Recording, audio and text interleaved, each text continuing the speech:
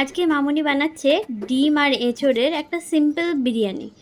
তো প্রথমে ডিম আর এঁচোড়টাকে নুন দিয়ে সেদ্ধ করে নিল, তারপর বরফ দিয়ে একটু রেখে দিল, তারপর আদা রসুনটাকে পিষে নিল, ডিমটাকে ছাড়িয়ে নিল, তারপর একটু এঁচোড়টাকে ম্যারিনেট করে রাখছে ভিনিগার সব মশলা দিয়ে, হলুদ গুঁড়ো, লঙ্কা গুঁড়ো, ধনে গুঁড়ো, একটু চিনি, তেল, ওই যে আদা রসুন বাটা সব দিয়ে ম্যারিনেট করে রেখে দিচ্ছে।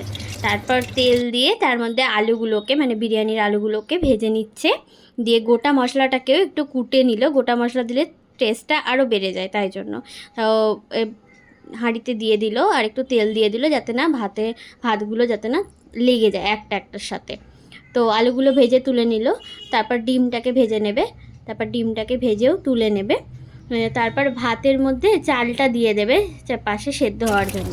আর হ্যাঁ, বেরেস্তাটা কিন্তু দেবে, কিন্তু ওই যে কেওড়া জল আরও যে সমস্ত কিছু যায় বিরিয়ানিতে সেইগুলো দেয়নি। একদম সিম্পল স্টাইলে একদম ঘরোয়া একটা বিরিয়ানি বানিয়েছে।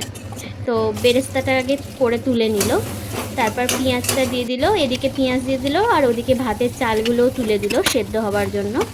তারপর ওই পেঁয়াজটা একটু নাড়াচাড়া করে ম্যারিনেট করা এঁচোড়টাকে দিয়ে দিল, তার মধ্যে টমেটো দিয়ে ভালো করে এবার প্রায় অনেকক্ষণ ধরে ভালো করে কষছিল। দিয়ে তার মধ্যে আবার মশলা দিয়ে দিলে একটু করে, এই লঙ্কা গুঁড়ো, হলুদ গুঁড়ো, জিরে গুঁড়ো, ধনে গুঁড়ো, একটু নুন দিয়ে ভালো করে কষছিল। কষতে কষতে আহা, কী যে সুন্দর গন্ধ উঠেছিল, উফ!